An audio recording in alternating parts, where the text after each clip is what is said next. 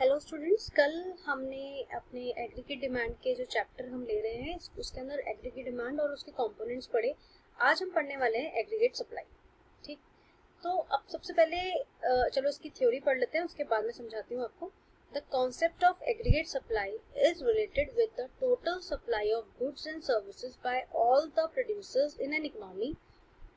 मतलब कि जितने भी गुड्स एंड सर्विसेज की कीमत एक साल में प्रोड्यूसर मार्केट में सप्लाई करने की सोच रहे हैं, वो क्या कहलाती है हमारी, वो एग्रीगेट सप्लाई कहलाती है। ठीक, मतलब जो एक वो प्लान कर रहे हैं, मतलब एक्चुअल नहीं है ये, कि जो वो प्लान कर रहे हैं कि इस ईयर में वो पूरा इतना सप्लाई कर देंगे, उसको बोलेंगे हम एग्रीगेट सप्लाई। ठीक, अब aggregate supply total aggregate supply कितनी होगी, वही तो हमारी नेशनल इनकम होती है, तो aggregate supply equal to national income, ये आप ध्यान रखेंगे। अब हम आते हैं इसकी कंपोनेंट्स पर। एग्रीगेट सप्लाई की कंपोनेंट क्या क्या होंगी कि भाई अगर हमें कोई इनकम हो रही होगी, एग्रीगेट सप्लाई अगर इनकम के इक्वल है ना, तो इनकम जो हमें हो रही होगी तो उसके हम दो काम करेंगे, या तो हम कंज्यूम करेंगे उसको या फिर सेविंग करेंगे। ऐसे तो करेंगे, मतलब हमारी जो सैलरी आती है उसका हम क्या करते हैं, या तो हम उसे पूरी की पूरी को खत्म कर जाते हैं, मतलब खाने में और अपना चीजों में, या फिर हम उसे सेव करके रख लेते हैं। तो एग्रीगेट सप्लाई क्या हुआ, कंजम्पशन प्लस सप्लाई, ये हमारी एग्रीगेट सप्लाई हो गई। ठीक, अब इसके अंदर हम एक छोटा सा शेड्यूल समझ लेते हैं। अगर ये हमारी एग्रीगेट नेशनल इनकम है, मान लो 0, 10, 20, 30, 40, 50, 60, यानी कि पहले तो 0 ही है, तो हमारा कंजम्पशन कितना होगा, 20। आपको मैं लास्ट वीडियो में समझा चुकी हूँ कि अगर हमारी इनकम 0 है तो भी हमारा कुछ ना कुछ कंजम्पशन तो हो गई होगा। कंजम्पशन 20, 25, 30, 35, 40, 45, 50 इस तरह से इंक्रीज हो रहा है। हमारी सेविंग क्या होगी, इनकम माइनस कंजम्पशन, -20, -15, -10, -5, और यहाँ 0 हो गई।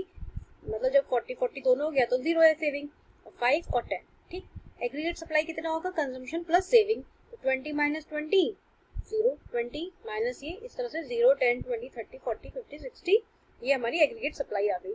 अगर हम इसे इस प्लॉट करें तो आप देख सकते हो एग्रीगेट सप्लाई 0, उसके बाद ये ग्राफ ऊपर चलता जा रहा है, तो ये हमारी एग्रीगेट सप्लाई हो गई। लेकिन हम इसे एक और एग्जाम्पल लेके समझेंगे, मतलब एक और शेड्यूल लेके समझेंगे ताकि हमें और ज्यादा क्लियर हो इसका।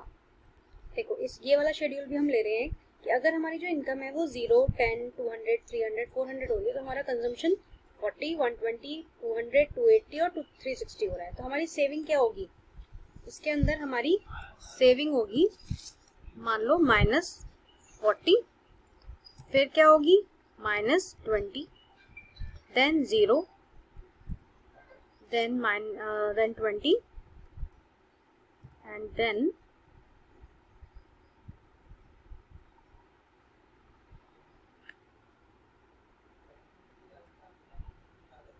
एक सेकेंड लिखने जा रहा था 30। ठीक, तो ये क्या हो गया हमारा, ये हमारी सेविंग आ गई।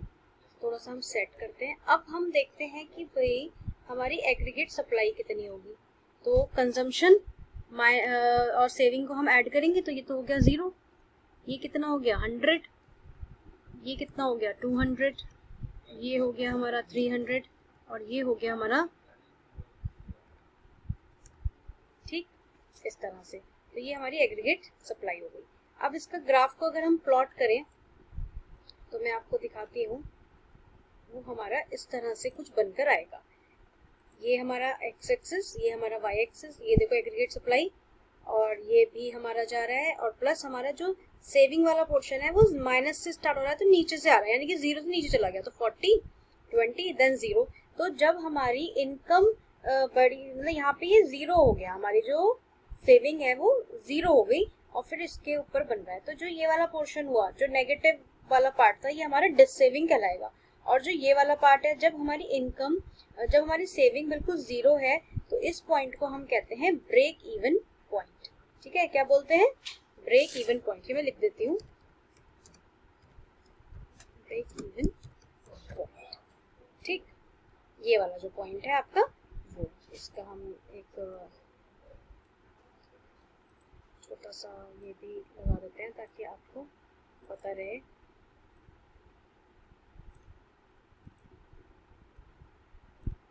ठीक है, ये वाला जो पॉइंट है इसको हम क्या कहेंगे, ब्रेक इवन पॉइंट कहलाया जाएगा। इसको ई से डिनोट कर देते हैं ताकि पता रहे हमें, ठीक।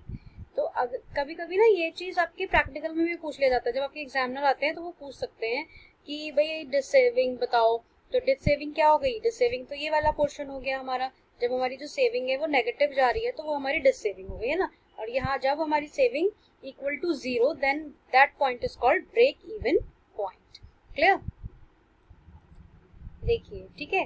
तो जब हमारी जो सेविंग है, मतलब वाई से हम इनकम डालते हैं, तो इनकम जब हमारी कंजम्पशन की इक्वल हो गई, यानी कि जब इनकम इक्वल टू कंजम्पशन, तो हमारी जो सेविंग है वो क्या हो गई? 0। और इसी पॉइंट को, जो ये यहाँ दिखा रहा है, इस पॉइंट को हम ब्रेक इवन पॉइंट बोलते हैं। ये बहुत ज्यादा इंपॉर्टेंट है, आपसे बार बार पूछा जा सकता है, ठीक। तो आप जो है इसको ठीक से करें और मतलब अपना जो भी वो है अपने नोट्स वगैरह प्रिपेयर करें, क्योंकि यहाँ पे ये चीज आ सकती है। सही, इसे मैं 40 कर देती हूँ, ये जरा गलत लिखा गया था, ठीक। और इसे भी, वो तो खैर आप इसको अपने आप भी कर सकते हैं। तो बस आपको जो ये वाला इंपॉर्टेंट पॉइंट याद रखना है कि when income equal to consumption then our saving is 0। भाई जितना कमाया उतना खा लिया, तो सेविंग तो हमारी 0 ही जाएगी, और that point is called break even point. इसे आप बिल्कुल ध्यान रखिए। इसको हम यही खत्म करते हैं। Thank you.